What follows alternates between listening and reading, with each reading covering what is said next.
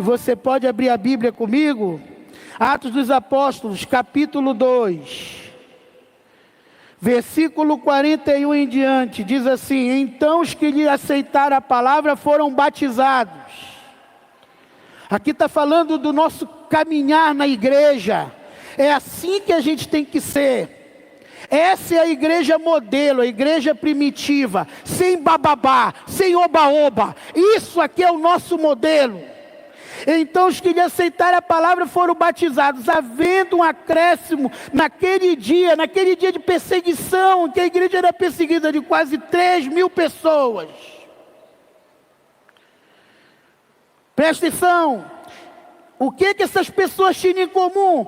Qual é o título disso? Qual é o título disso na sua Bíblia? Hein, Álvaro? Qual é o título aí que está aí? Hein? Como viviam os convertidos? Qual é o título que está aí na sua Bíblia, Davi? Como viviam os convertidos? Quem tem linguagem de hoje aí? Levanta a mão. Como é o título aí, pastora Fátima? Quê? Como viviam os convertidos? Não interessa a linguagem que você está na mão. O título desse trecho é: como viviam os crentes, os salvos, os convertidos. E como é que eles viviam? Primeira coisa, submissão. Perseveravam na doutrina dos apóstolos. Está escrito aí? Iam atrás do seu pastor. Ovelha vai atrás do pastor. Ovelha é conduzida. Nós não somos chamados de ovelha à toa. Jesus é o bom pastor, mas antes dele ser o bom pastor, ele foi o Cordeiro de Deus que tira o pecado do mundo. Para ele tirar o pecado do mundo, ele precisou ser ovelha, cordeiro. Quem não é cordeiro, não tira nem o seu pecado, quanto mais o dos outros. Para que eu seja pastor, eu tenho que ser ovelha. Pastoreado por alguém, mentoreado por alguém, discipulado por alguém. Então, e perseveravam na doutrina dos apóstolos. O quê? Hoje está crescendo. Não precisa congregar não, filho. Ninguém te ensina nada. Tu não precisa ir para a igreja. O que está escrito aqui, irmãos? Hein? Na comum? O que essa palavra comunhão quer dizer? Comunhão, união comum. Na unidade com o corpo de Cristo, com a igreja. Estavam unidos. Terceira coisa aqui, no partir do pão. Eu não admito que uma pessoa que esteja numa célula diga assim: eu estou passando fome, então essa célula não serve para nada.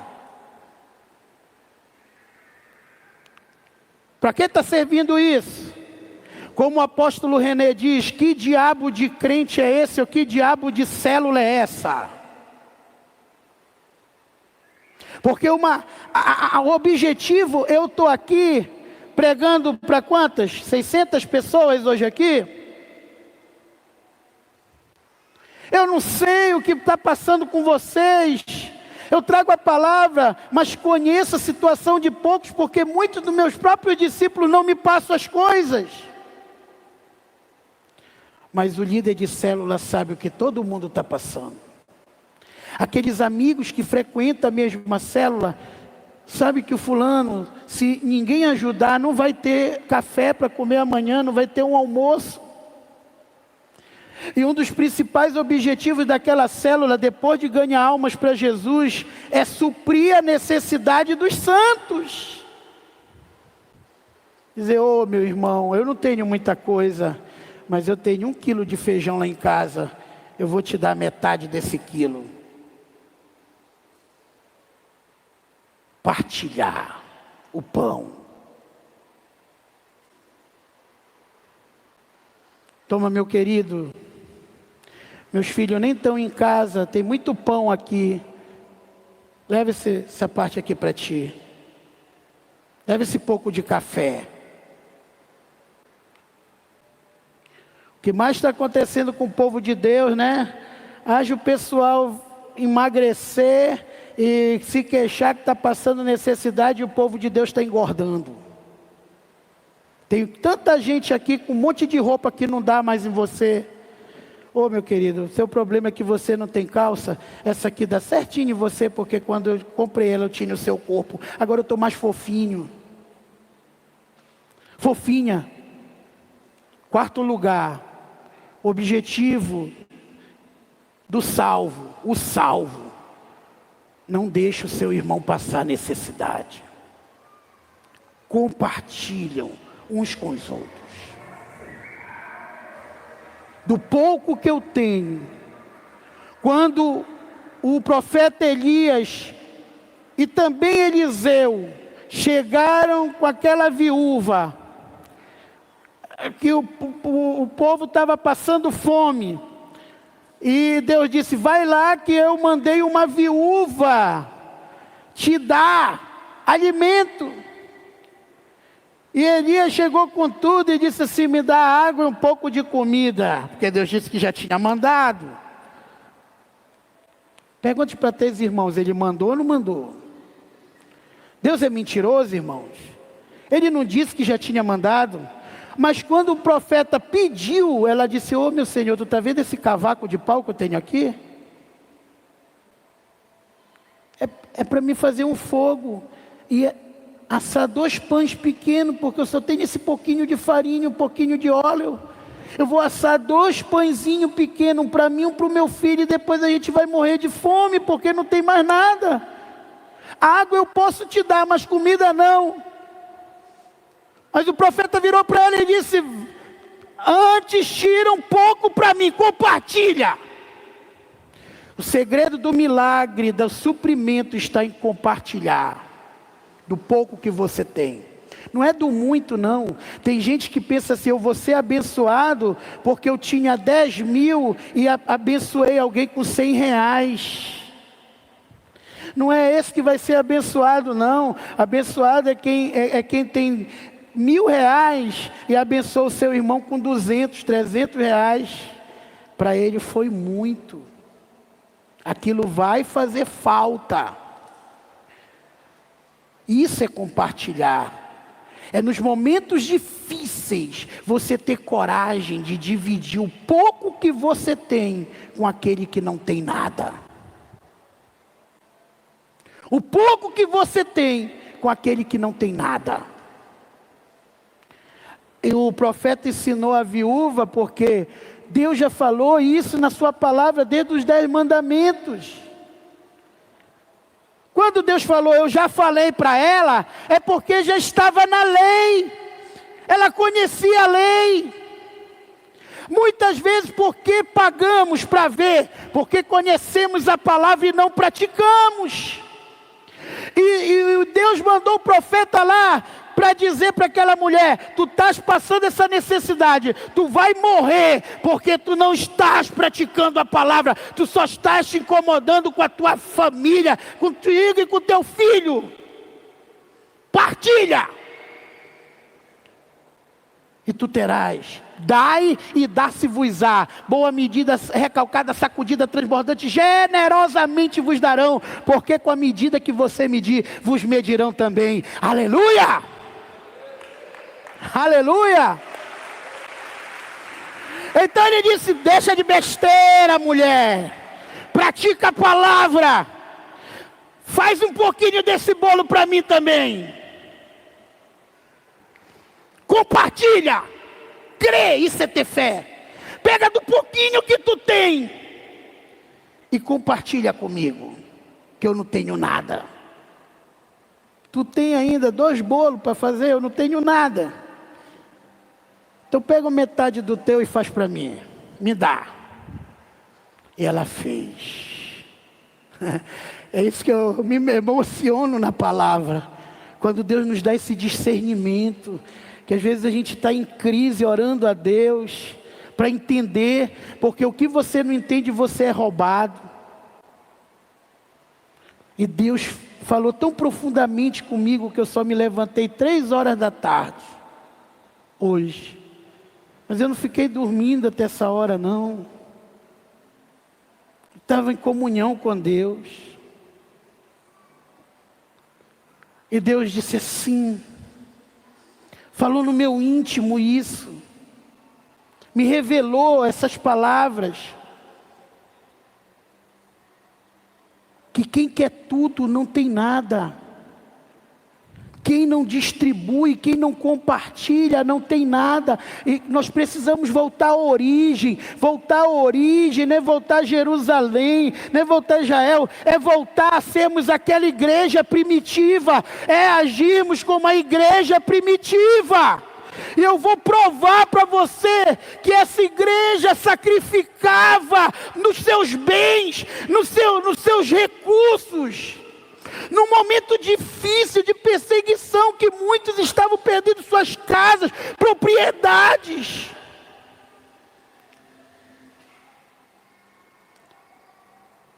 E o profeta disse, partilha, obedece o Senhor, partilha. E ela fez um pequeno bolo para ele comeu, e deu água e ele bebeu. E a Bíblia diz que da botija, enquanto não choveu, não cessava o trigo, nem o azeite. Ele disse, vai com teus vizinhos, envolvimento. A gente não tem que querer a bênção só para a gente. Vai com teus vizinhos, pede as vasilhas dele, pega todas as vasilhas que tu tem, pega as vasilhas dele e começa a encher de azeite de trigo e compartilha, vende, para quem tem condições, vende, e tu vais ter condições de comprar pão, de alimentar teus filhos. E a Bíblia diz que enquanto estava seco, da botija não cessou o azeite, nem a farinha se acabou, porque ela compartilha. Sacode o teu irmão e diz, ei, vamos ser a igreja primitiva. Fale assim, a igreja somos nós. Essas são as práticas que o Senhor quer de nós. De nós. Olha aqui,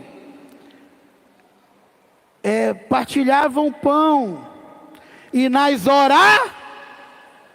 temos que ser igreja de oração. Jesus falou, a minha casa será chamada casa de oração. Minha irmã, você que está casada há 5 anos, 6 anos, e vive dizendo, meu marido nunca muda, nunca muda, minha mulher nunca muda, meu filho nunca muda, meus pais nunca mudam. Você nunca muda, você nunca ora. Você só sabe murmurar e reclamar. Só existe um que pode mudar o caráter do ser humano, é Deus. Você, marido, não tem poder de mudar o caráter da tua esposa. Você, esposa, não tem poder de tirar o teu marido do álcool, da catiroba. Você, pai, não tem poder de botar o teu filho, nem os filhos à cabeça dos seus pais. Só existe um que pode fazer isso, é Deus. Mas em 1 Coríntios capítulo 7, a palavra diz, tu mulher, se tu tiver um marido incrédulo, ele consente tu ir para a igreja, não deixa ele. E tu, marido, se tiver uma mulher incrédula e ela consente tu ir para a igreja, não deixa ela. Porque nesse caso, Deus santifica o marido incrédulo, a esposa incrédula, o filho incrédulo, por aquele que se santifica. Enquanto você estiver falando assim para Deus, Senhor, a hora que o meu marido mudar, eu faço isso para ti, eu vou te servir. A hora que a minha mulher mudar, a hora que o meu filho mudar, eu vou fazer isso. A hora que meus pais mudarem, nunca isso vai acontecer.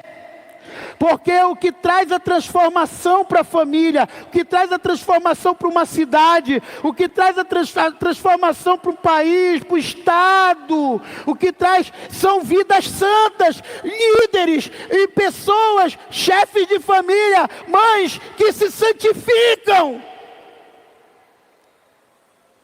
Ontem eu li um trecho que estava lá, ouviu, que eu fiz uma homenagem à apóstola Margarete, que visitou a casa de muitos irmãos, levou soro, orou, e ninguém da nossa igreja, e eu vi ela como uma Débora.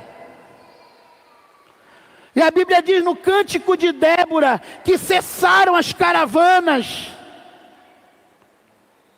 O Covid, cessaram as caravanas, foram os portos fechados, aeroporto fechado. Ninguém podia sair da sua casa. Pessoas morriam de fome. Pessoas atemorizadas. Pessoas na pobreza. Com medo da doença. Até que eu, Débora, me levantei como mãe de Israel. Para de reclamar, irmã. Você nunca vai mudar teu marido com murmuração. Nem você, meu irmão, vai mudar tua mulher. Nem você, papai e mamãe, vai mudar teus filhos com murmuração. Você vai mudar com oração. Santificando a sua vida. Quando a tua mulher não vê mais nada errado em você, vê você evangelizando, vê você reunindo célula, vê você levando almas para a tua célula, vê você glorificando a Deus em qualquer situação. Quando teu marido vê isso em você, quando teus filhos veem isso em você, os pais, quando seus pais verem isso em você, filho, eles vão confiar em você, porque você que se santifica, vai santificar a tua família. Vai santificar a tua cidade.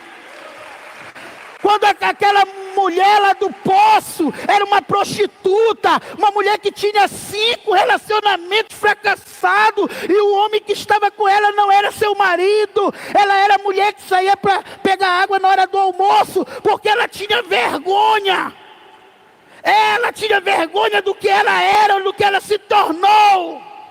E enquanto ela ficou com pena de si, enquanto ela ficou pensando, aonde eu devo adorar?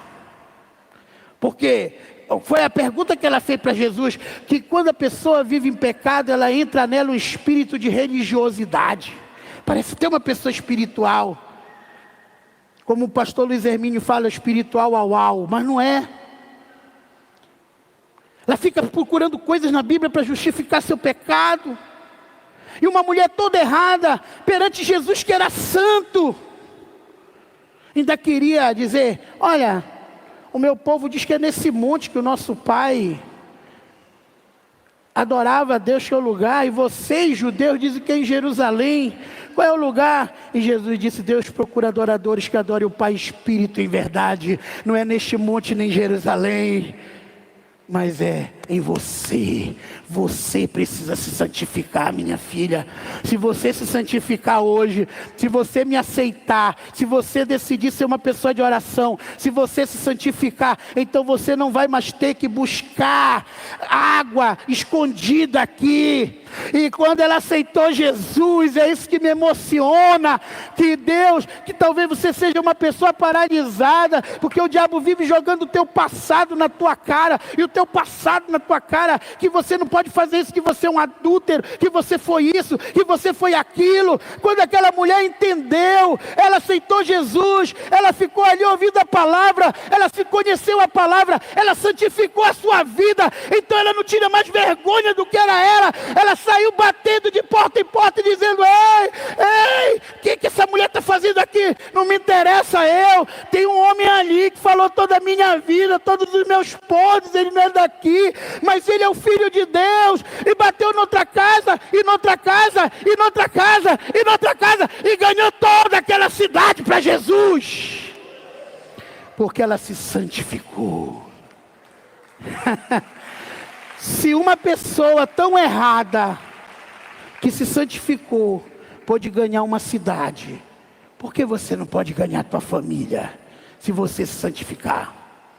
Porque você não pode, através da santificação, fazer Deus mudar teu filho. Deus mudar aquele teu pai que diz: eu nasci nessa e vou morrer nessa. Por que não? Tem que pagar um preço. Pagar um preço. Quando Jesus curou aquele homem que vivia no cemitério, ninguém queria estar perto daquele homem. Comia carniça, era um homem agressivo, que a família já tinha amarrado ele várias vezes com correntes, mas ele quebrava as correntes, ele vivia nu, todo mundo daquela cidade tinha vergonha daquele homem. E quando Jesus encontrou com aquele homem, a Bíblia diz que Jesus pregou, ele foi liberto dos demônios, ele tomou um banho e ficou vários dias ouvindo a palavra do Senhor. E as pessoas chegaram e se admiraram de ver ele tomado banho, ver ele arrumado e ouvindo quieto a palavra. Quando Jesus foi embora, esse é o erro de muitos.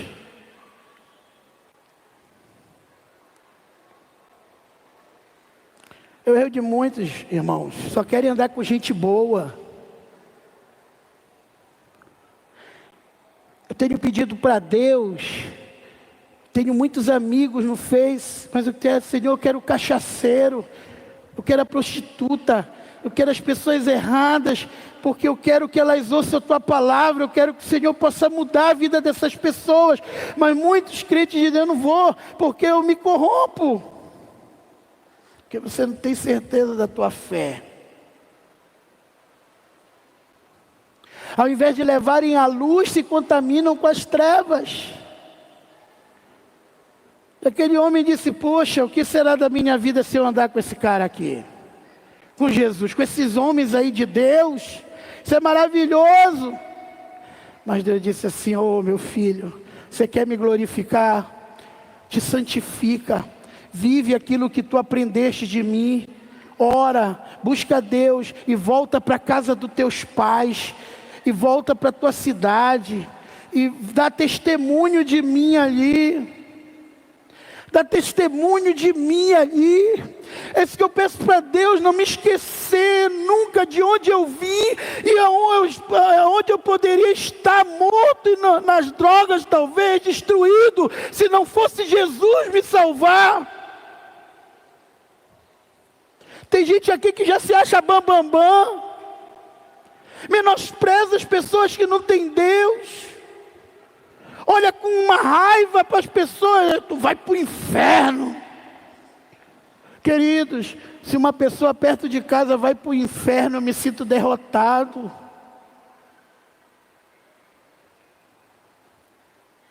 Porque eu poderia mudar a realidade dessa pessoa, através do meu testemunho, do meu Deus.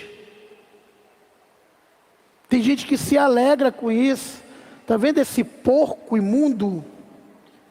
Foi para o inferno, graças a Deus. Não é esse o nosso papel. Não é esse. Nosso papel é levar as pessoas para Deus, amar incondicionalmente, engolir sapo por Deus. Jesus olhou para aquele jovem e disse: ô jovem, não é aqui teu lugar, é lá no meio dos teus. Se tu for embora, se ficar só trevas aqui, como é que teus pais vão ser salvos? Como é que a tua família vai ser salva? Como é que teus amigos vão ser salvos? Volta para a casa do teu pai, te sujeita, pede perdão. Jesus falou para aquele jovem: volta para a tua cidade e ensina o que eu te ensinei. Vive o que eu te ensinei. E 2 anos se passaram, e quando Jesus chegou naquela cidade, mais de 15 mil pessoas. Ele encontrou mais de 15 mil pessoas apaixonadas por Jesus, tão apaixonadas por Jesus, que ficaram 3 dias no deserto sem comer. Hoje, eu não vou. Hoje eu não vou para a célula porque eu estou sem carro, sem moto. Eu não vou. Temos que voltar àquele tempo, irmãos, que ninguém tinha carro, ninguém tinha moto.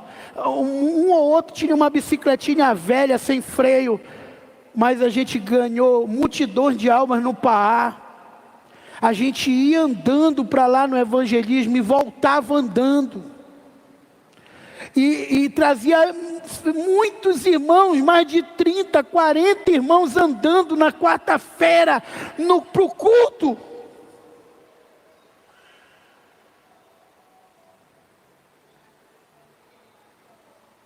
Pai, é muito mais longe do que o Curuçambá, do que o Ariri, do que o Icuí.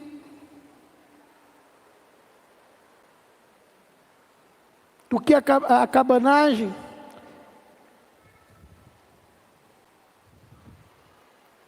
E a gente andava. Eu tinha quase o dobro desse peso. Pastora Ana, todos nós íamos andando e voltávamos andando.